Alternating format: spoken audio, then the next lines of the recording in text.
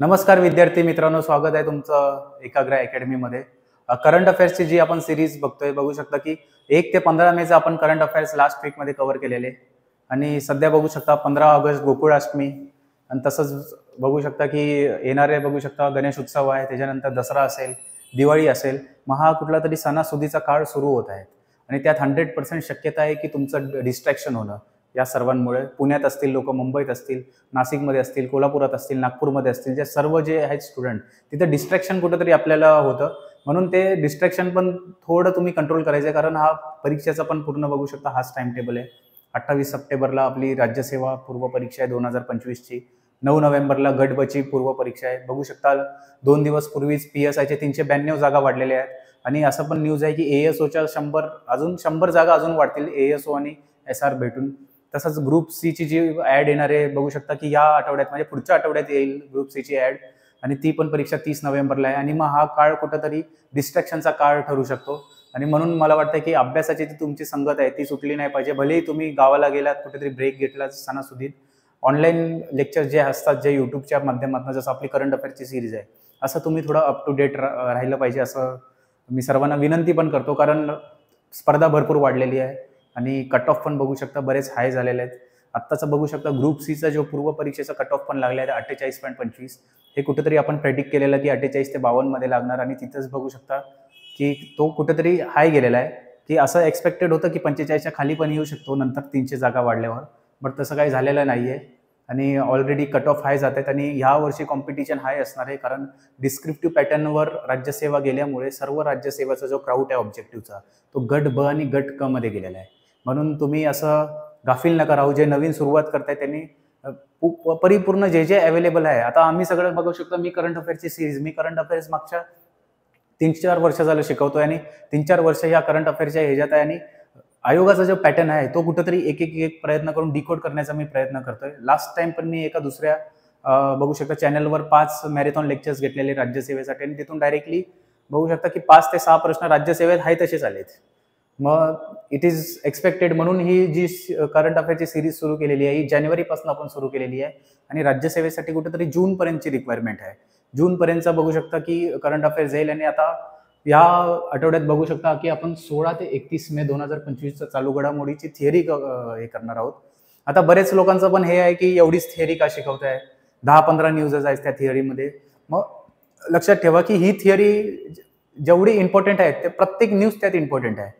म्हणून फक्त थिअरीचे 15 आपल्याला 15-16 टॉपिक दिसतात आणि MCQs मध्ये कुठेतरी 60-70 प्रश्न दिसतात, जे 60-70 प्रश्न बाकीचे टॉपिक्स पण कव्हर करून जातात.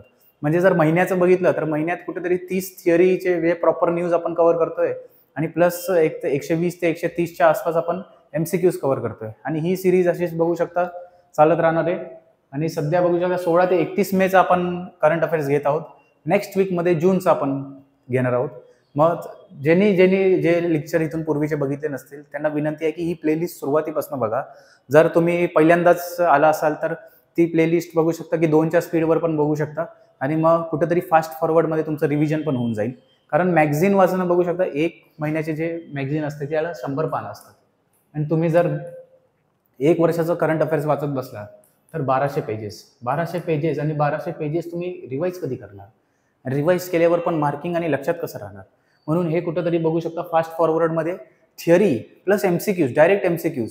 कारण MCQs आपण केल्यावर कुठंतरी आपल्याला लक्षात राहतं की हेच आन्सर असेल आणि असं नाही की कुठलं पण रँडम उचलून आणलंय कुठून पण. आयोगाचा पॅटर्न डिकोड करून एक एक बघू शकता की साचे आहेत आयोगाचे, ते साचे आम्ही कुठेतरी ब्रेक करण्याचा प्रयत्न केलेला आहे आणि एक घेऊन आलेलो आहे आणि लेट्स सी की याच्यातनं 100% जे येणारी तिन्ही पण पूर्व परीक्षा असेल, राज्यसेवा ब आणि क, 100% प्रश्न दिसणार आहे यात.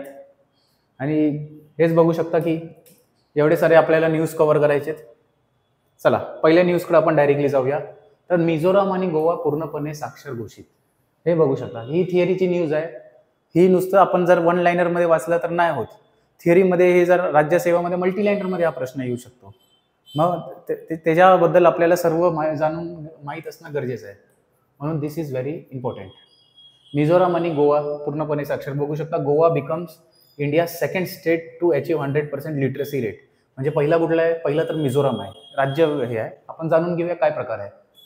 भारतातील प्रौढ शिक्षणातील एक मोठी कामगिरी म्हणून मिझोराम आणि गोवा यांनी उल्हास योजनेअंतर्गत, आता उल्हास योजना प्रकार काय आहे? उल्हासचं full form understanding life long learning for all in society, जे स्वतःला संपूर्णपणे साक्षर घोषित केले आहे. म्हणजे त्या उल्हास योजनेअंतर्गत गोवा आणि मिझोराम हे दोन जे आहे राज्य त्यांना साक्षर घोषित केलेले आहे. जो पहिला जे राज्य आहे ते मिझोराम आहे आणि दुसरं जे राज्य जे 100% लिटरसी रेट अचीव केलेली आहे ते गोवा आहे. बघू शकता. उल्हास अंतर्गत पूर्णपणे साक्षर म्हणजे काय? म्हणजे उल्हास, आता स्कीम बद्दल जाणून घेऊ काय प्रकार आहे. शिक्षण मंत्रालयानुसार ऑगस्ट 2024 मध्ये हे जर एखाद्या व्यक्ती, म्हणजे ते तेव्हा लॉन्च केलेली, तेव्हा जर एखादा व्यक्ती वाचू, लिहू आणि गणित करू शकते, ज्यामध्ये आवश्यक जीवन कौशल्य समाविष्ट आहे, तर ती साक्षर आहे. जर एखाद्या राज्याने 95% किंवा त्याहून अधिक साक्षरता साध्य केली तर त्याला पूर्ण साक्षर मानले जाईल. म्हणजे लक्षात ठेवा की ज्या राज्यांनी 95%च्या वर लिटरसी रेट, साक्षरता दर जर प्राप्त केला, त्याला 100% लिटरेट म्हणजे साक्षर मानलं जाईल.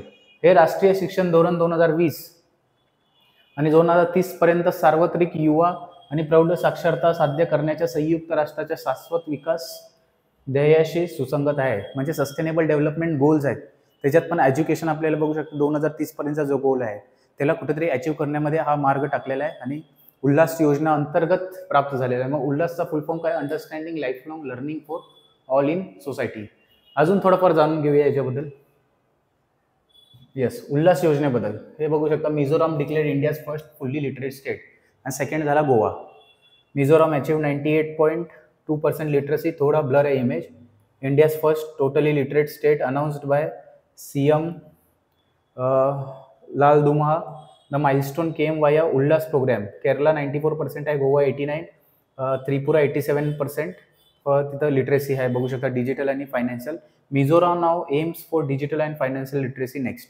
म्हणजे बघू शकता की मिझोराम झालेला आहे. Mizoram डिक्लेअर्स India first fully literate.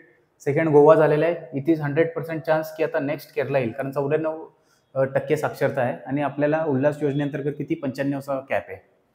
चला, उल्हास योजनेबद्दल आपण जाणून घेऊया. ही 2022 मध्ये 22 मध्ये सुरू करण्यात आलेली एक केंद्र प्रायोजित सेंटर स्पॉन्सर्ड स्कीम आपण बोलू. Centrally sponsored scheme.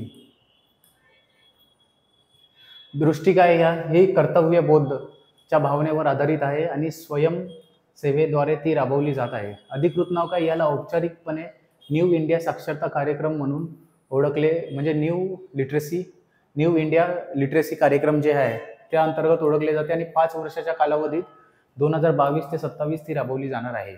मुख्य उद्दिष्ट काय या योजनेचा उद्दिष्ट 15 वर्ष आणि त्याहून अधिक वयाच्या 5 कोटी अशिक्षित व्यक्तींना मूलभूत साक्षरता आणि संख्यात्मक ज्ञान प्रदान करणे आहे. उद्दिष्ट बघा काय आहे. जर ह्यांना तुम्ही डायरेक्टली साक्षर केलं 15 वर्ष आणि त्याहून अधिक जे आहेत जे साक्षर नाहीत त्यांना जर साक्षरता केलं तर ओव्हरऑल जी आहे लिटरेसी ती रेट वाढणार आहे. राज्य घोषणा बघू शकता. लडाख पूर्णपणे घोषित होणारा पहिला प्रदेश जून 2024. गोवा पूर्ण साक्षर घोषित आणि मिझोराम पण साक्षर घोषित. हा पहिला राज्य आहे, हा दुसरा राज्य आहे. आता तुम्ही बोलणार लडाख का नाही, तर लक्षात ठेवा लडाख हा केंद्रशासित प्रदेश आहे, केंद्रशासित युनियन टेरिटरी. म्हणून बघू शकता लडाखने ऑलरेडी अचीव केलेला आहे जून 2024. मग ह्यात एक कन्फ्युजन काय होईल की पहिलं केंद्रशासित प्रदेश ज्यांनी 100% लिटरसी उल्हास योजनेअंतर्गत प्राप्त केलेली आहे, आन्सर येणार लडाख जून 2024 मध्ये. पहिलं राज्य मिझोराम, दुसरं राज्य गोवा. यस, बघू शकता, लक्षात राहील ना. Goa becomes India second. आणि उल्हास योजनेचं लक्षात ठेवायचं फुल form understanding life long learning for all in societies. आता ही जी थिअरी कव्हर केली आहे, ही थिअरी काय 1 लाईनरमध्ये येणार नाही, आली तर ठीकच आहे. पण ह्या थिअरीला आपल्याला बघू शकता की राज्यसेवामध्ये जसं करंट अफेअर्सचे मल्टी लाईनर्स येतात त्याच्यात येण्याचे चान्सेस आहेत. म्हणून बघू शकता असे जे इम्पॉर्टंट थिअरी आहेत ते आपण प्रत्येक शनिवारी कव्हर करतो आणि MCQ जे आहे ते आपण संडेला कव्हर करतो. चला, नेक्स्ट न्यूज. भारताने SAFF सॅफ अंडर-19चे विजेतेपद पटकावले. सॅफ ही फुटबॉलची आहे, अंडर-19 फुटबॉल चॅम्पियनशिप आहे. यस. अरुणाचल प्रदेशातील युपिया येथील गोल्डन ज्युबली स्टेडियमवर झालेल्या रोमांचक अंतिम सामन्यात भारताच्या 19 वर्षाखालील फुटबॉल संघाने बांगलादेशचा 4-3 असा पराभव करून पेनल्टी शूटआउटमध्ये विजय मिळवला आणि 2025च्या सॅफ अंडर-19 चॅम्पियनशिपचे विजेतेपद पटकावले. बघू शकता नियमित वेळेत म्हणजे जोपर्यंत मॅच चाललेला तेव्हा ड्रॉ झालेली 1-1 आणि त्यानंतर पेनल्टी शूटआउट झाला. नियमित वेळेत 1-1 अशा बरोबरीनंतर ब्लू कोल्ट्सने दबावाखाली संयम दाखवत 2023 मध्ये ही स्पर्धा जिंकल्यानंतर दुसरे प्रादेशिक विजेतेपद पटकावले. बघू शकता पहिले कधी जिंकलेले 2023 म्हणजे हा सेकंड ट्रॉफी मारलेली आहे सॅफची. या विजयासह भारताने दक्षिण आशियाई युवा फुटबॉल आपले वाढते महत्त्व पुन्हा एकदा सिद्ध केले आहे. स्थळ कुठं होतं? Golden jubilee stadium, UP, Arunachal Pradesh. Yes, Arunachal Pradesh. लक्षात ठेवा अरुणाचल प्रदेश इथे झाली. अंतिम धावसंख्या भारत 1 बांगलादेश 1 आणि पेनल्टी शूटआउटमध्ये 4-3 असा विजय मिळवला आहे. भारताचे दुसरे सॅफ अंडर-19 चॅम्पियनशिप जेतेपद आहे 2023ला पहिले झालेलं. लक्षात ठेवा. तर हे कुठेतरी बघू शकता हे चॅम्पियनशिप आहे ते पण फुटबॉलचा. मग असे येण्याचे फक्त आपल्याला फक्त क्रिकेटचं लक्षात राहतं, बाकी आपण कुठल्या स्पोर्ट्सवर जास्त ध्यान देत नाही इंडियामध्ये, असं झालेलं आहे. म्हणून बघू शकता आयोग पण काय क्रिकेटवर आता प्रश्नच विचारायचे कमी झालेले आहेत आणि बाकीचे जे सर्व आहेत त्याच्यावर जास्त प्रश्न विचारले जातात. मला लक्षात ठेवायचे की सॅफ अंडर-19 जे चॅम्पियनशिप झालेली आहे त्यात भारताने पराभव केलेला आहे बांगलादेशचा पेनल्टी शूटआउटमध्ये 4-3 असा आणि इथून पूर्वी 2023ला पण हा कप आपण जिंकलेला होता. चला नेक्स्ट, आफ्रिकन दिन 2025. हा पण महत्त्वाचा दिवस आहे कारण मे मध्ये साजरा केला जातो. Africa day 25 May. Justice for Africans and people of African descent through reparation. Yes, जगभरातील आफ्रिकन लोकसंख्या आणि आंतरराष्ट्रीय समुदाय आफ्रिकन युनियन मध्ये सामील होत आहे, जो दरवर्षी 25 मे रोजी साजरा केला जातो. म्हणजे आफ्रिकन डे बघू शकता. जर खंड बघितला तर इथं नॉर्थ अमेरिका, साऊथ अमेरिका आणि मग इथं जे येतो अटलांटिक नंतर दिस इज आफ्रिका आणि मग इथं आशिया येतो, इथं भारत आणि हे सर्व चायना बिना आणि हे सर्व middle east, this is Africa. या वर्षी हा दिवस 2025च्या आफ्रिकन युनियन थीमच्या संदर्भात साजरा केला जात आहे. भरपाईद्वारे आफ्रिकन आणि आफ्रिकन वंशाच्या लोकांसाठी न्याय म्हणजे justice for Africans and people of African descent through reparations हा त्याचा थीम आहे. बघू शकता थीम इकडे लिहिलेली आहे, स्क्रीनशॉट पण घेऊ शकता. हा येऊ शकतो. मध्यंतरी इंटरनॅशनल लेबर ऑर्गनायझेशनवर राज्यसेवेमध्ये प्रश्न आलेला प्रिलिम्सला. मग असले जे दिवस आहेत आणि सध्या हा मेचं हे आहे, 28 सप्टेंबरला परीक्षा आहे म्हणजे जूनपर्यंतचे होऊ शकतात. म्हणजे करंट अफेअर्स 100% येण्याचे चान्सेस आहेत. आफ्रिकन लोकांसाठी आफ्रिकन दिनाचे महत्त्व खूप आहे कारण तो 25 मे 1963 रोजी 25 मे 1963 रोजी इथिओपियातील आदिस अबाबा येथे ऑर्गनायझेशन ऑफ आफ्रिकन युनिटीच्या स्थापनेच्या स्मरण करतो. म्हणजे 25 मे 1963ला आदिस अबाबा जे इथिओपियाची राजधानी आहे तिथे ऑर्गनायझेशन ऑफ आफ्रिकन युनिटीच्या स्थापना झालेली आणि त्या स्थापनेचाच बघू शकता ते डेट घेऊन आपण आफ्रिका डे साजरा करतो, ज्याचा उद्देश आफ्रिका राष्ट्रामध्ये एकता आणि एकता वाढवणे आहे. हा दिवस आफ्रिका अजेंडा 2063 मध्ये नमूद केल्याप्रमाणे आम्हाला हवा असलेला आफ्रिका म्हणजे त्यांचं एक ब्रीड वाक्य आहे की त्यांना 2063 मध्ये आफ्रिका कसा पाहिजे. मग त्या बेसिसवर ते सगळं काम चालू आहे. साध्य करण्यासाठी खंडाच्या सामायिक इतिहासाची आणि सामूहिक प्रयत्नांची आठवण करून देतो. यस, एवढंच आहे. लक्षात ठेवायचं आहे आफ्रिकन डे 25 मे आणि कशासाठी साजरा केला जातो 25 मे 1963ला बघू शकता की ऑर्गनायझेशन ऑफ आफ्रिकन युनिटी या नावाची संस्था स्थापन झालेली आणि त्या अंतर्गत बघू शकता 25 मे आफ्रिका डे म्हणून साजरा करण्याचं त्यांनी घोषित केले आणि या वर्षाची थीम आहे justice for Africans people of African descent through reparations. Yes, लक्षात ठेवायचं आहे. चला next, Swachh Survekshan Grameen 2025. Again important news. मगाशी आपण बघितलं की तसंच एक प्रकार आहे की लिटरेसी आपण बघितलं. लिटरेसी भूगोलमध्ये पण येतो, करंटमध्ये पण येतो, इकॉनॉमिक्समध्ये पण येतो. मग असले प्रश्न कुठल्या पण सब्जेक्टमध्ये कसे पण विचारतील. सेम आहे स्वच्छ सर्वेक्षण ग्रामीण. स्वच्छ सर्वेक्षण ग्रामीण हा एन्व्हायरमेंटचा पण पार्ट आहे आणि करंट अफेअर्समध्ये पण आहे. मग बघू शकता स्वच्छ सर्वेक्षण ग्रामीण 2025 CR पाटील आहेत मंत्री. स्वच्छ सर्वेक्षण ओके संपूर्ण केंद्रीय जलशक्ती मंत्री आहेत. जे जलशक्ती मंत्री कोण आहेत? CR पाटील. अलीकडे स्वच्छ सर्वेक्षण ग्रामीण 2025 लॉन्च केले, जे पेयजल आणि स्वच्छता विभाग द्वारे एक देशव्यापी ग्रामीण स्वच्छता सर्वेक्षण आहे.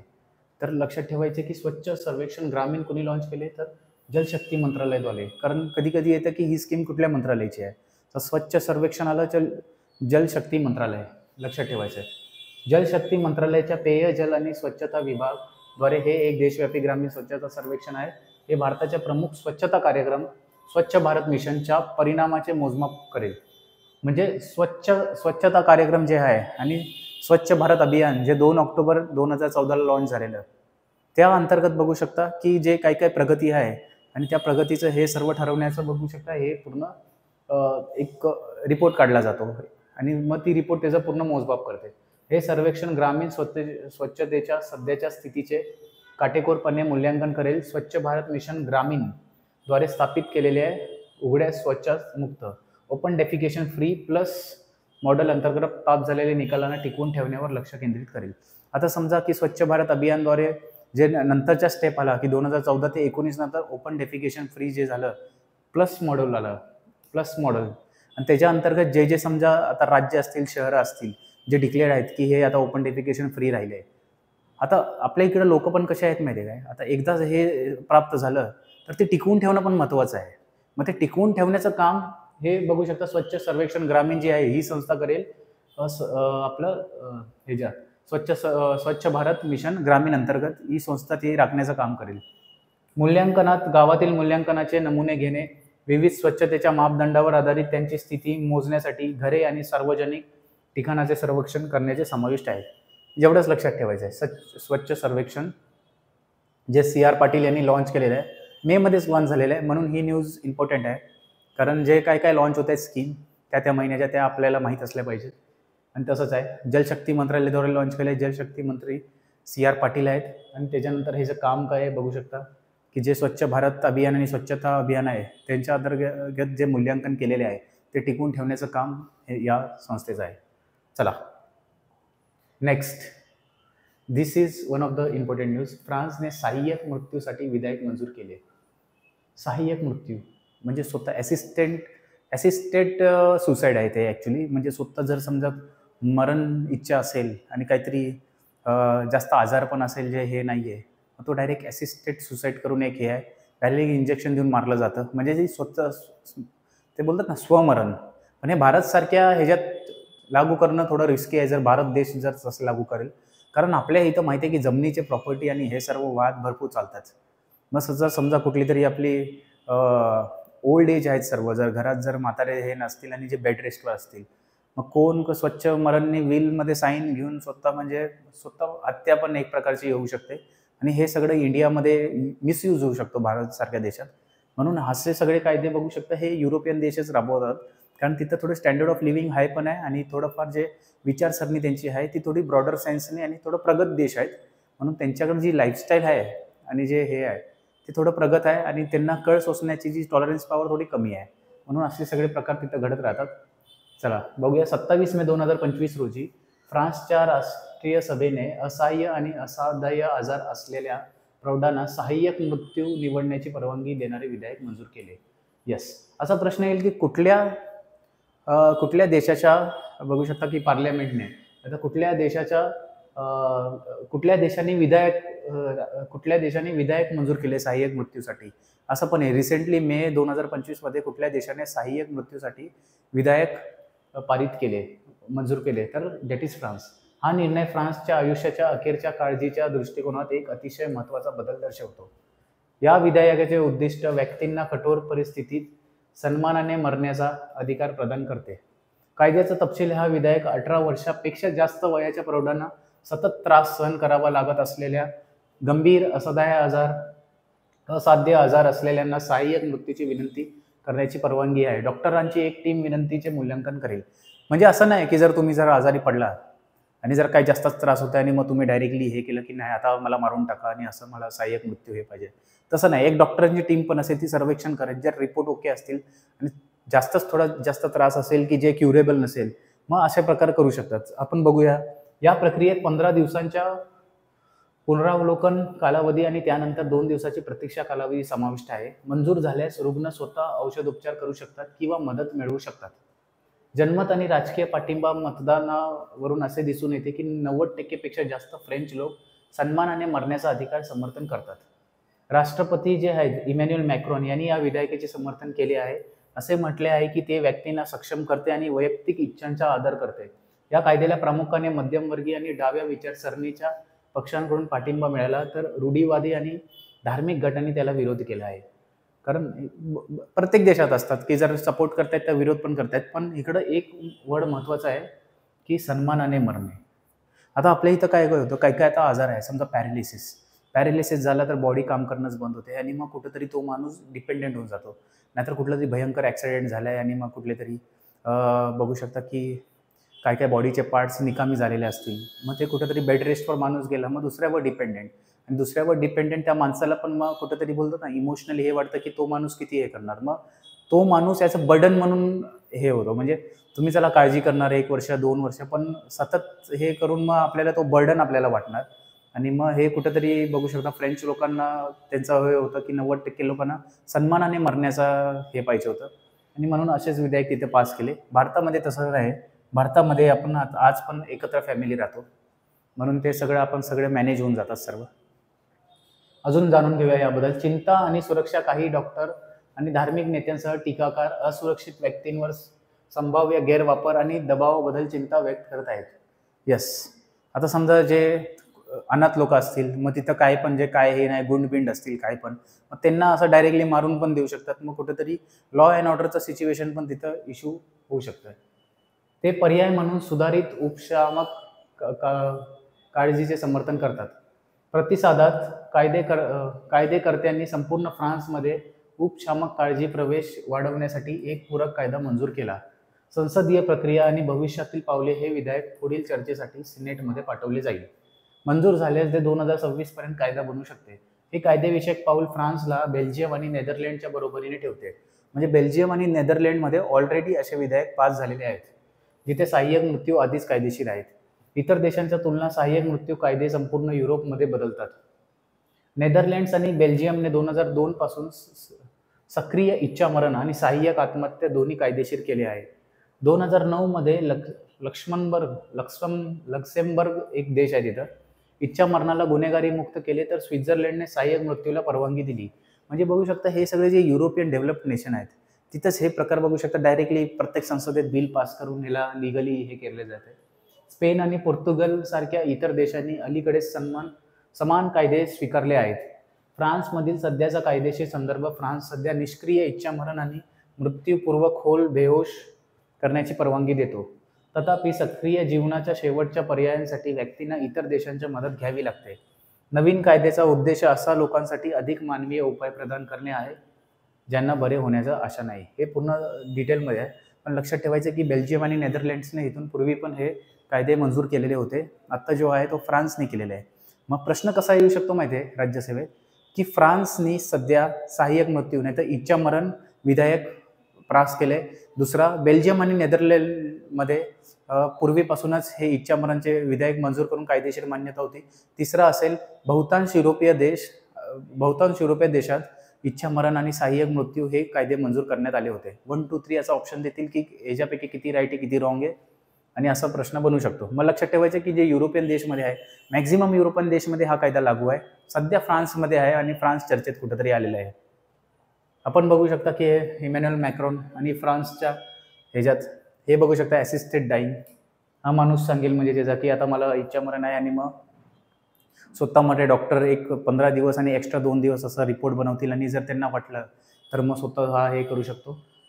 युथेनेशिया इच्छामरण हे बघू शकता हे डायरेक्टली पेंटोबार्बिटल हे जे इंजेक्शन देतात आणि त्याच्याने बघू शकता लगेच देत होते. ॲक्च्युली या सगळ्या इंजेक्शनमुळे जे हार्टबीट्सचे हे आहेत ते पूर्ण स्लो होतात आणि डायरेक्टली आपल्याला जास्त बोलू शकतात की त्रास नाही होत मरताना, असं म्हणजे ते मी रिपोर्ट्समध्ये एकदा वाचलेले, तिथून हे आहे. चला नेक्स्ट न्यूजकडे जाऊया. Operation Olivia.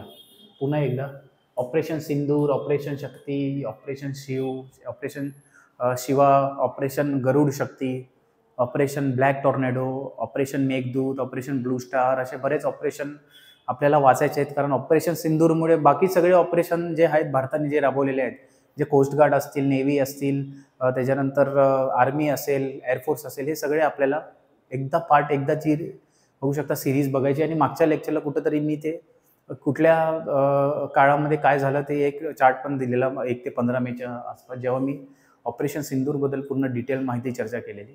तर ऑपरेशन ऑलिव्हिया इथं बघू शकता ते टर्टल्स आहेत. Over 6.98 lakh olive-reeded turtles protected under Operation Olivia along Odisha coastline. Yes. 1980च्या दशकाच्या सुरुवातीला ओडिसाच्या किनाऱ्यावर ऑलिव्ह रिडले कासवांच्या प्रजनन आणि घरटी हंगामात त्यांचे संरक्षण करण्यासाठी हे सुरू करण्यात आले होते 1980 साली. विशेषतः गहीरमाथा समुद्र किनारा आणि ओडिसाच्या जवळच्या किनारी भागात बेकायदेशीर ट्रॉलिंग रोखून या कासवांसाठी सुरक्षित घरटी सुनिश्चित करणे हे त्याचे उद्दिष्ट होते. ऑलिव्ह रिडले कासव, ज्याला लेपिडोचेलिस ऑलिव्हेसिया हे चेलोनिडे कुटुंबातील सर्वात लहान समुद्री कासव प्रजाती आहे. ती त्याच्या ऑलिव्ह किंवा राखाडी हिरव्या रंगाने, ऑलिव्ह ऑइल आपण बोलतो, ऑलिव्ह एक आपलं बघू शकता फ्रूट आहे, फ्रूट टाईपमध्ये ऑलिव्ह जे असतं पिझ्झावर आपण बघू शकता की टाकतात, जे राखाडी कलर असतो त्याच कलरवरनं ह्या जे आहे कासवांना नाव देण्यात आलेलं आहे ऑलिव्ह रिडल टर्टल.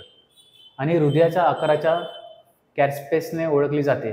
घरटे बांधणे ते सर्व भक्ष्य आहेत आणि अरिबाडा नावाच्या सामूहिक घरट्यांसाठी ओळखले जातात, जिथे हजारो मादी एकत्र घरटे बांधतात. पॅसिफिक, भारतीय आणि अटलांटिक महासागरावर 9,000 किलोमीटरपर्यंत स्थलांतर करतात.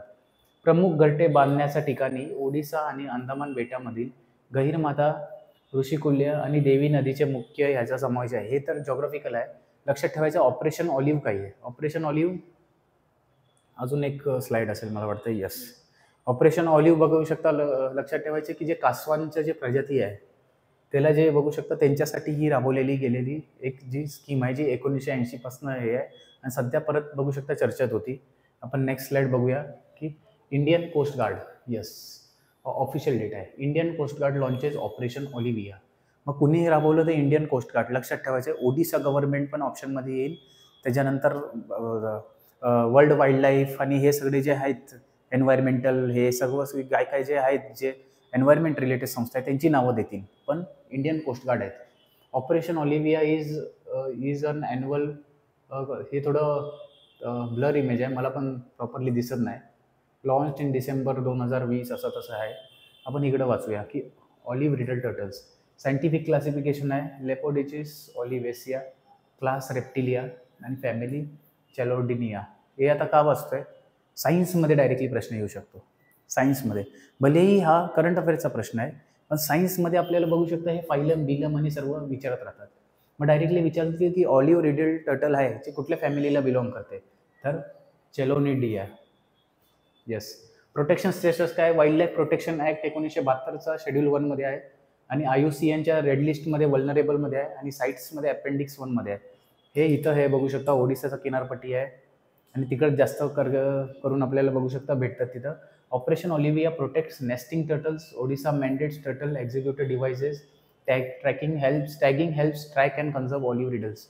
हे बघू शकता हा किनारपट्टी आहे पूर्ण ओडिसाचा आणि तिथं संपूर्ण बघू शकता ऑलिव्ह रिडल टर्टल्स हे करले जातात इंडियन कोस्ट गार्ड. लक्षात ठेवायचं. Next operation shield. मी बोललो मगाशीच की ऑपरेशन भरपूर चर्चेमध्ये आहेत, मग आपल्याला एक एक करून ऑपरेशन्स पण बघायचे. तर आपण येऊया ऑपरेशन शिल्ड. कुठं तुम्ही बघू शकता की प्रॅक्टिस म्हणून करतायत. अलीकडच्याच काळात भारतातील विशेषतः पाकिस्तानला लागून असलेल्या पश्चिम सीमेवर सुरक्षाविषयक चिंता वाढल्या आहेत. पश्चिम सीमा म्हणजे पाकिस्तानबरोबर ज्या बॉर्डर आहेत त्या. पहलगाम येथे झालेल्या दुःखद दहशतवादी हल्ल्यानंतर ज्यामध्ये 26 जणांचा मृत्यू झाला होता, भारत सरकारने नागरी संरक्षण उपाययोजना तीव्र केल्या आहेत.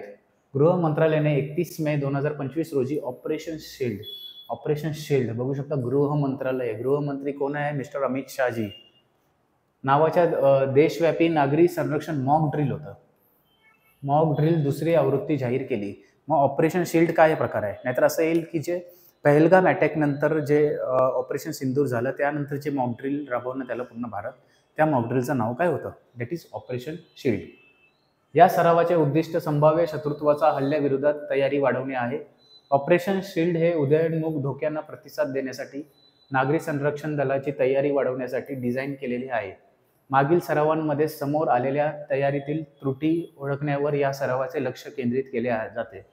प्रतिसाद प्रोटोकॉल प्रभावी आहेत आणि आपत्कालीन परिस्थितीसाठी कर्मचारी चांगले प्रशिक्षित आहेत याची खात्री करणे हे या सरावाचे उद्दिष्ट आहेत. म्हणजे एक ऑपरेशन शिल्ड फक्त न्यूजमध्ये होतं आणि आपण हे डिस्कस केलेलं आहे. आणि ऑपरेशन सिंदूर बद्दल जे आहे पूर्ण ऑपरेशन सिंदूर असेल, किराणा हिल्स असेल, जे डिस्कशनमध्ये होतं त्या बघू शकता की 1 ते 15 मेच्या लेक्चरमध्ये मी तो पार्ट कव्हर केलेला आहे. मग जर कोणी बघितला नसेल तर ह्याच्या पूर्वीचा एक लेक्चर बघा, त्याच्यात आपल्याला भेटून जाईल ऑपरेशन सिंदूर बद्दल सर्व. येस, जागतिक डुगॉंग डे दिवस.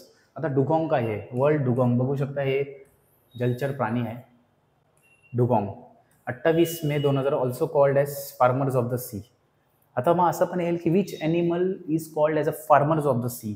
तर डुगॉंग लक्षात ठेवायचं आहे. 28 मे रोजी हे साजरा केला जातो. 28 मे रोजी जागतिक डुगॉंग दिन साजरा केला जातो. भारतातील डुगॉंग लोकसंख्येकडे लक्ष लागले.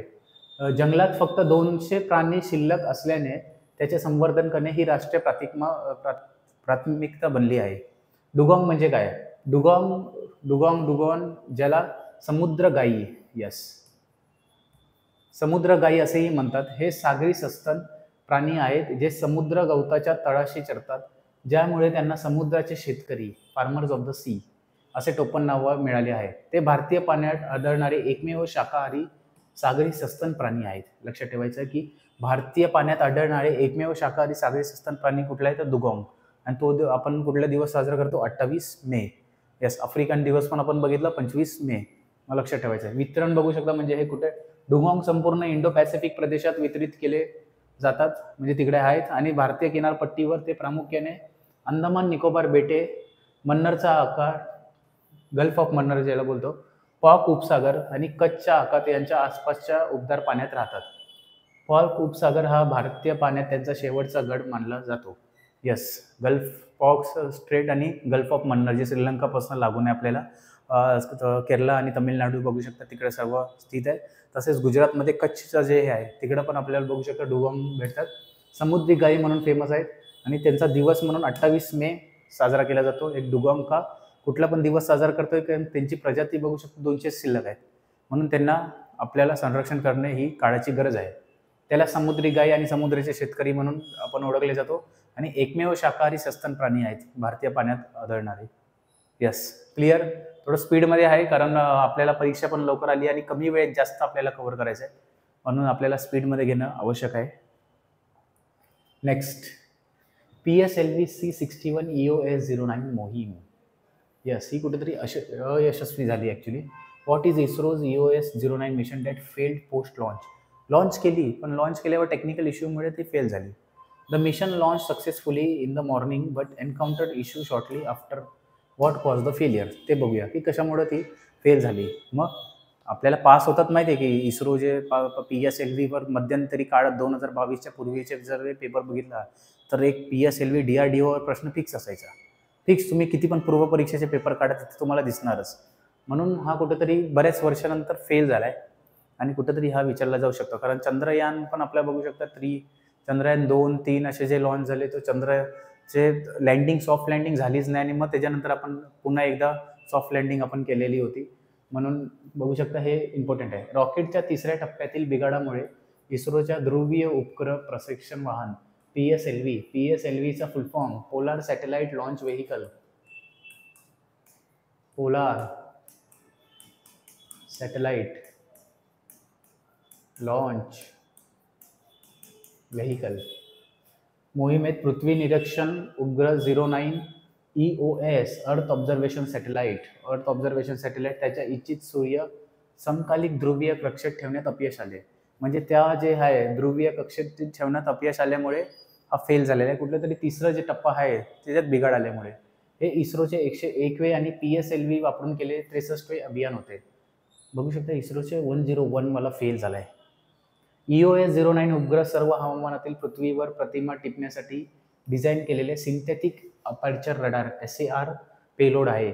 EOS-09 ज्याला रिसॅट 1B लक्षात ठेवायचे, रिसॅट 1B असेही म्हणतात. हा एक प्रगत भारतीय रिमोट सेन्सिंग उपग्रह आहे जो सर्व हवामान, दिवसा आणि रात्री पृथ्वीच्या छायाचित्रणासाठी सी बँड सिंथेटिक अपर्चर रडारने सुसज्ज आहे. हे भूवापर मॅपिंग, जलविज्ञान, आपत्ती व्यवस्थापन, शेती, वनीकरण आणि किनारी सुरक्षा यासह अनुप्रयोगासाठी डिझाईन केलेले आहेत. आणि म्हणून बघू शकता की आपल्या गट ब ची मेन्स असेल, गट क ची मेन्स असेल, राज्यसेवाची पण मेन्स असेल. इथून बघू शकता की रिमोट सेन्सिंग नावाचा हा टॉपिक विचारला जात होता. एरियल फोटोग्राफी आहे, रिमोट सेन्सिंग आहे, हे सगळं जे आहेत ह्याच्यामुळे आहे, कारण हा सायन्स अँड टेक्नॉलॉजीचा पार्ट आहे कुठेतरी. आणि रिसॅट 1B जे न्यूजमध्ये आहे म्हणून इम्पॉर्टंट आहे. आणि रिसॅट 1B आपण EOS 09चंच नाव विचारू शकतात, रिसॅट 1B.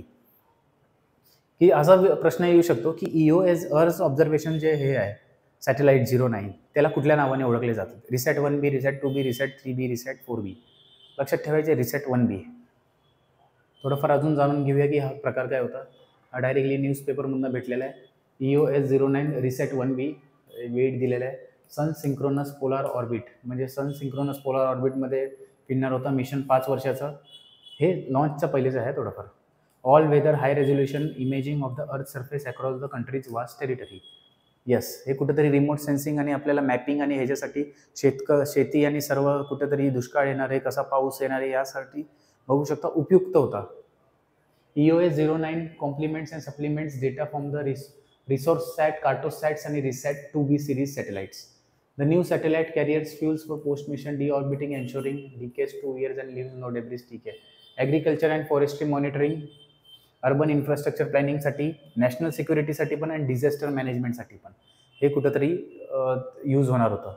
मग लक्षात ठेवायचं आहे की जे आता राज्यसेवा डिस्क्रिप्टिव्ह आहे ह्याच्यात हे काय काय की पॉईंट्स असतात हे आपल्याला असंच डायरेक्टली की पॉईंट्स लिहायला लागतात की त्या सॅटेलाइटचे उपयोग काय आणि काय प्रकारे ते यूज होत होते. यस, चला थोडंफार न्यूज अजून राहिले 3-4 आपण ते बघून घेऊया. पायाभूत सुविधा विकासात उत्तर प्रदेशने 2 जागतिक विक्रम प्रस्थापित केले. यस, रेकॉर्ड झालेला आहे उत्तर प्रदेशने. वर्ल्ड रेकॉर्ड केलेला आहे रस्ते बनवण्यात. Uttar Pradesh set 2 world records by building a 10 kilometre crash barrier and 34.24 lane kilometre of road in just 24 hours. Yes, बघू शकता की उत्तर प्रदेशने हा वर्ल्ड रेकॉर्ड केलेला आहे. आपण बघून घेऊया की ते रेकॉर्ड काय आहे ते थोडं डिटेल्समध्ये बघूया. उत्तर प्रदेश सरकारने अवघ्या 24 तासात रस्ते बांधणी 2 जागतिक विक्रम प्रस्थापित केले, ज्यामध्ये 10 किलोमीटरचा क्रॅश बॅरियर, हे बघू शकता 10 किलोमीटरचा क्रॅश बॅरियर बांधला गेला आणि 34.24 लेन किलोमीटरचा बिटुमिन कॉन्क्रीट हे कॉन्क्रिटीकरण केलेले आहे. बिटुमिन कॉन्क्रीट रस्ता टाकला आहे 34 किलोमीटरचा आणि क्रॅश बॅरियर 10 किलोमीटर. असं 24 तासाचंच काम करून वर्ल्ड रेकॉर्ड झालेला आहे. बघू शकता की या विक्रमांना golden book of world records, Asia book of records आणि इंडियन बुक ऑफ रेकॉर्ड्स अधिकृतपणे मान्यता दिली आहे. हरदोई आणि उन्नाव जिल्ह्यांमधील गंगा मोटरचे प्रकल्पाचे बांधकाम करण्यात आले. हा मोटरवे भारतातील सर्वात लांब सरकारी मालकीच्या एक्सप्रेसवेचा भाग आहे. यस, लक्षात ठेवायचं आहे उत्तर प्रदेशने जे 2 रेकॉर्ड केलेले आहेत 24 तासात 10 किलोमीटरचा कुठला रोड, 24 क्रॅश बॅरियर आणि 34 किलो बिटुमिनस, हे बघू शकता लेन, बिटुमिनस कॉन्क्रीट. ह्या डेटाला उलटा पण करू शकता, म्हणून लक्षात ठेवायचं जे बिटुमिनस कॉन्क्रीट आहे तो आपला जो डांबरचा जो स्ट्रेट रस्ता असतो तेच जास्तच कव्हर करणार, कारण कमी वेळेत जे काम होतं. मग 34 किलोमीटर तो आहे आणि क्रॅश बॅरियर असेल ते 10 किलोमीटर. हे 2 गोष्टी लक्षात ठेवायचं आहे. चला नेक्स्ट. यस, ह्याच्यावर उत्सव जे आहेत नॉर्थ ईस्टमध्ये जेवढे पण उत्सव आहे ते एकदा लिस्ट बघून घ्यायची आहे. शिरुई लिली उत्सव, कारण एन्व्हायरमेंटचे 2-3 प्रश्न तर येणारच आहेत आणि त्याच्यात ते फेस्टिवल्सचं पण असतात, म्हणून लक्षात ठेवायचं आहे. शिरुई लिली हे एक फूल आहे आणि बघू शकता वांशिक संघर्षामुळे 2 वर्षाच्या विश्रांतीनंतर. वांशिक संघर्ष कुठे चालू आहे? मणिपूरमध्ये. आणि मणिपूरलाच घेऊन जर संसदेमध्ये तुम्ही बघितलं तर ऑपोजिशन जे आहे सत्ताधाऱ्यांना विचारते की मणिपूर पे कुछ बोलो, पण सत्ताधारी काय बोलायला रेडी नाहीत. म्हणजे असा कुठेतरी प्रकार होत आहे. मध्यंतरी आपण बघू शकता SSC CGLच्या परीक्षेला घेऊन भरपूर मोठं आंदोलन झालं दिल्लीत, पण कुठल्याच मीडिया चॅनलनी ते कव्हर केलं नाही. आणि सध्या पण बघू शकता की इलेक्शन कमिशनवर ऑपोजिशन लीडर जे आहेत राहुल गांधी यांनी इलेक्शन कमिशनबद्दल एक जे रिपोर्ट हे केला त्याच्यावर पण लोक म्हणजे बघू शकता की 1970ला असं झालेलं, 60ला असं झालेलं हे चर्चा करतायत, पण एक्झॅक्ट डेटा कोण आपल्याला हे करत नाहीत. म्हणजे जे मुद्दे जे चर्चेचे आहेत ते सोडून एकदम वेगळंच काहीतरी बायफर्गेशन होऊन काहीतरी वेगळंच डिस्कशन चालू आहे. आणि मग कुठेतरी ह्याच्यात बघू शकता की या सर्वात मीडियाचा रोल जो आहे तो आपण समजायला पाहिजे की मीडियाचा रोल या डेमोक्रेसीमध्ये, ज्या लोकशाहीमध्ये किती महत्त्वाचा होता आणि तो आज काय झालेला आहे की लोक मुद्दाच सुचलत नाही. जर SSC CGLचं जे आंदोलन झालं त्यात एक पण फ्रंटलाईन मीडियाने कव्हर नाही केलं, ना डिस्कशन केलं, ना डिबेट ठेवलं. त्याच्या बदली ते प्रेमानंद महाराजांनी एक जे वाक्य हे केलेलं त्याच्यावर डिस्कस करत बसले की प्रेमानंदजी महाराजला काय हक आहे आणि ते सगळं. म्हणजे इंडियन मीडिया ते आहे, म्हणजे कुठेतरी बघू शकता हे डायव्हर्ट करण्यामध्ये एक्सपर्ट आहेत काही पण टॉपिक. आता जर बघू शकता इलेक्शन कमिशनचा मॅटर आहे, मग दिल्ली सुप्रीम कोर्टने जे कुत्र्यांसाठी जे स्ट्रीट डॉग्सला काढून टाकण्याचा हे दिलंय त्याच्यावर डिबेट्स घेत आहेत आणि इलेक्शन कमिशनच्या चर्चावर घेत नाहीत. म्हणजे कुठेतरी इंडियन मीडियाचा जो आहे लोकशाहीचा चौथा पाया बोलतो, तो कुठेतरी मला वाटतं चौथा पाया कुठेतरी कमजोर झालेला आहे, असं माझं मत आहे. बाकी तुमचं तुम्ही ठरवायचं आहे कसं आहे, कारण असे जे प्रश्न आहेत ते इंटरव्ह्यूला इथून जे येणारे काळ आहे तिथं विचारले जाणार आहेत 100%. चला, वांशिक संघर्षामुळे 2 वर्षाच्या विश्रांतीनंतर मणिपूरचा शिरोई लिली महोत्सव 2025 मध्ये परत येत आहे, जो सांस्कृतिक पुनरुज्जीवन आणि राज्यात आंतरसामुदायिक चळवळ आणि शांतता पुनर्स्थापित करण्यासाठी एक सावध प्रयत्न याचे प्रतीक आहे. यस, हे शिरोई लिली फुल आहे. मग शिरोई लिली उत्सव कुठे साजरा केला जातो असा पण प्रश्न आहे. That is Manipur. मणिपूरचे राज्य फुल शिरोई लिली, लिलियम मॅक्लिनिया, हे एक दुर्मिळ गुलाबी पांढरे फूल आहे जे फक्त उखरुल जिल्ह्यात शिरोई टेकड्यांमध्ये आढळते. यस, मणिपूरचे राज्य फुल पण आहे आणि फक्त कुठल्या शिरोई टेकड्यामध्येच आढळतात, म्हणून त्या शिरोई लिली हे बघू शकता नाव आहे. 1946 मध्ये डॉक्टर फ्रॅंक किंगडन वॉर्ड यांनी याचा शोध लावला आणि त्यांच्या पत्नी जीन मॅकलिन यांच्या नावावरून हे नाव देण्यात आले. जीन मॅकलिन म्हणजे ह्यांच्या नावावर जे सायंटिफिक नेम आहे मॅक्लिनिया, लिलियम मॅक्लिनिया, त्यांच्या नावावर ते देण्यात आलेलं आहे डायरेक्टली. 1948 मध्ये या फुलाला रॉयल हॉर्टिकल्चरल सोसायटी मेरिट पुरस्कार मिळाला होता. हे एप्रिल ते जून पर्यंत फुलते, सुमारे 1 फूट उंच वाढते आणि त्याला घंटा आकाराचे फूल असतात. शिरोई लिली धोक्यात आली आहे. हवामान बदल, अधिवास नष्ट होणे आणि जंगली बटू बांबू सारख्या आक्रमक प्रजाती यांच्या ऱ्यासात योगदान देत आहेत. यस, बघू शकता जे महोत्सव आहेत ते पुन्हा एकदा चर्चेत आहेत आणि इम्पॉर्टंट आहेत. आणि हा न्यूज घेऊन येण्याचं कारण आहे कारण 2 वर्ष जे वांशिक संघर्ष चालू आहे मणिपूरमध्ये, त्यानंतर कुठेतरी तिथं शांतता प्रस्थापित करणं हे कुठेतरी एम आहे, इंटेन्शन आहे. आणि मग त्याच्यामुळं मणिपूर न्यूजमध्ये बऱ्याचदा आहे. पण मणिपूरवर काहीतरी प्रश्न कसा बनेल तर असा आहे, शिरोई लिली उत्सव जिथं आता साजरा होणार आहे, म्हणजे झालेला आहे ॲक्च्युली मेमध्ये. मग बघू शकता की आपण लक्षात ठेवायचं. प्लस नागालँडमध्ये हॉर्नबिल फेस्टिवल असतो, तसं अरुणाचल प्रदेशमध्ये काय, आसाममध्ये काय, ती एक जी लिस्ट आहे ती आपल्याला पूर्व परीक्षेला जाण्याच्या पूर्वी एकदा वाचून जावं असं माझं मत आहे. यस, लक्षात राहील ना, शिरोई लिली उत्सव. चला नेक्स्ट. यस, लास्ट न्यूज आहे आजची. जपान कार्बन उत्सर्जन व्यापार प्रणाली. कार्बन उत्सर्जन सध्या बघू शकता, कार्बन क्रेडिट आणि हे सगळं कार्बन हे सगळं भरपूर हे आहे. कोल्हापूरचा जो आपला इश्यू झालेला आहे, महादेवी हत्तीनीला आपल्या हायकोर्टच्या आदेशाद्वारे वनतारा इथं नेण्यात आलं. आणि मग वनतारावर बऱ्याच बघू शकता की जे आपले इन्फ्लुएन्सर्स आहेत त्यांनी व्हिडिओ बनवले आणि त्याच्यातलेच व्हिडिओमधून आपल्याला इन्फॉर्मेशन माहीत पडते की वनतारा हे प्रायव्हेट आणि अंबानीचं हे बघू शकता तो प्रोजेक्ट आहे. आणि जिथं कुठेतरी जंगल आणि कार्बन क्रेडिट, जर तुम्ही तो व्हिडिओ बघितला नसेल, भरपूर सोशल मीडियावर फिरत आहे, तर बघून घ्या की कार्बन क्रेडिटवर कुठेतरी चालणार आहे. आणि बरेच सारे तिथं रिसर्च, मेडिसिन हे आणि कुठेतरी अधिकृत अनधिकृत कसं काम चालू आहे ते काय माहीत, कारण आपण पण तिथं कधी गेलेलो नाही आहे आणि तिकडला ॲक्सेस पण नाही आहे जाण्याचा. आणि काय वाईल्डलाईफ आपले ॲक्ट कायदे एवढे स्ट्रॉंग असून पण असे काय जनावर ज्यांचं मायग्रेशन करू नाही शकत, इकडून तिकडून जे बघू शकता की नेण्यास बंदी आहे, तसले जनावर तिकडं कसे पोचले, या सगळ्यावर पण भरपूर म्हणजे रिसर्चच झाला पाहिजे एक प्रकारे. आणि म्हणून तिथं पण एक कार्बन बघू शकता की कार्बन क्रेडिट कुठेतरी चर्चेमध्ये आलेलं की हे जे कार्बन क्रेडिट आहे ते दुसऱ्या कंपनीला विकलं जाणार, कारण जास्त फॉरेस्ट असणार, मग तिथून जास्त बघू शकता की कार्बन डायऑक्साईड शोषलं जाणार पूर्ण आणि प्युअर ऑक्सिजन हे होणार आणि कुठेतरी एन्व्हायरमेंटल हा मोठा आता एक बिग हे बनणार आहे. तर हा प्रकार काही आहे, पहिले वाचूया त्याच्यानंतर डायग्राम समजेल. जपान कार्बन उत्सर्जन व्यापार प्रणाली. जपानमध्ये आता सध्या हे आहे, जपानच्या संसदेने एप्रिल 2026 पासून मोठ्या कंपन्यांना कार्बन उत्सर्जन व्यापार प्रणाली ETS मध्ये सहभागी होण्यास बंधनकारक करणारा कायदा केला आहे. बंधनकारक, नेसेसरी, मॅन्डेटरी केलं आहे प्रत्येक कंपनीला. कायदेशीररित्या बंधनकारक उत्सर्जन व्यापार प्रणाली, ज्यामध्ये दरवर्षी 1,00,000+ टन कार्बन डायऑक्साईड उत्सर्जित करणाऱ्या मोठ्या कंपन्यांना कार्बन क्रेडिटचा व्यापार करावा लागतो. यस, कार्बन क्रेडिट त्यांना हे करायला लागतो की तुम्ही एन्व्हायरमेंटली 1,00,000 टनच्यावर कार्बन डायऑक्साईड ह्याच्यामध्ये सोडताय एन्व्हायरमेंटमध्ये, तर तुम्ही कुठून तरी झाडांमार्फत आणि हे सगळं कार्बन क्रेडिट बाय करून घ्या त्या कंपनीशी. आणि त्याच्याच एक कंपनीचा पार्ट म्हणून वनतारा आपल्या इथं बघू शकता की जंगलं जे आहेत, प्रायव्हेट जंगलं जे बनवत आहेत त्या हिशोबाने. प्रमुख वैशिष्ट्य काय आहे? अनिवार्य सहभाग. वीज, पोलाद, सिमेंट, कागद आणि रसायने यासारख्या उच्च उत्सर्जन उद्योगांसाठी बघू शकता कंपल्सरी आहे की त्यांचा एन्व्हायरमेंट इथं पाहिजेच.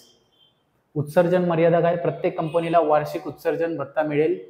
क्रेडिट यंत्रणा त्यांच्या मर्यादा ओलांडणाऱ्या कंपन्यांना मर्यादेपेक्षा कमी उत्सर्जन करणाऱ्या कंपन्यांकडून क्रेडिट्स खरेदी करावेत.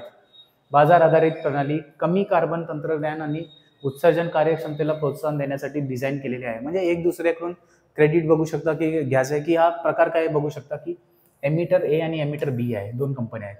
आता हा ॲलोकेटेड GSE हे आहे की एवढा त्यांनी सांगितलं आहे की एवढा तुम्ही उत्सर्जन करू शकता. पण समजा एमिटर एनी उत्सर्जन लेवलपेक्षा एवढा जास्त उत्सर्जन केला कार्बन डायऑक्साईड त्या टनमध्ये कॅल्क्युलेट होणार.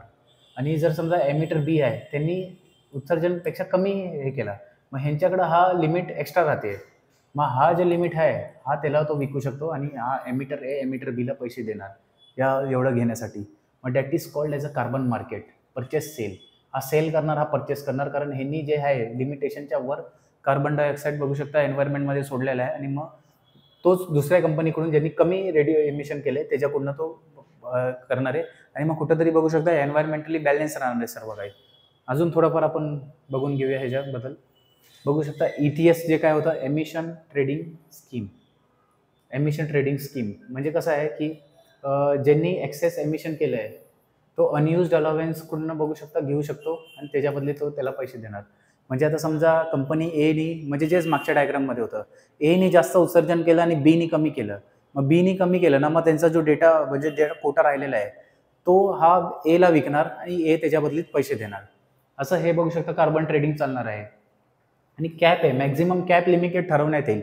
1,00,000 टन आणि हे सर्व जे आहे एवढं उत्सर्जन त्याच्यावर एक मिनिमम कॅप बनेल, मॅक्झिमम कॅप बनेल. आणि मग मॅक्झिमम कॅपच्या वर हे करू शकता आणि मग कार्बन क्रेडिट इथून तिथून आपल्याला घ्यायचे असं तो प्रकार असणार आहे.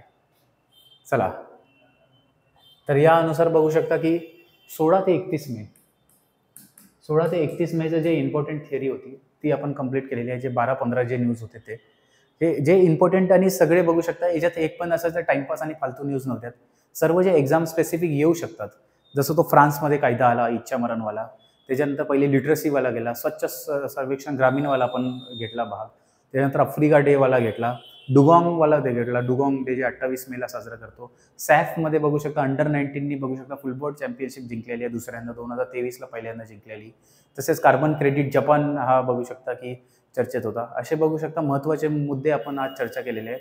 आणि असेच मुद्दे इथून पूर्वीच्या लेक्चर्सला पण झालेले आहेत. मग ज्यांनी ते बघितले नसतील लिस्टमध्ये जावा. प्रत्येक 15-15 दिवसाचे आपल्याला 2-2 व्हिडिओज दिसतील की एक थिअरीवाला एक MCQ, थिअरी MCQ या फॉर्मॅटमध्ये आपण प्रत्येक वीकली चालवतोय.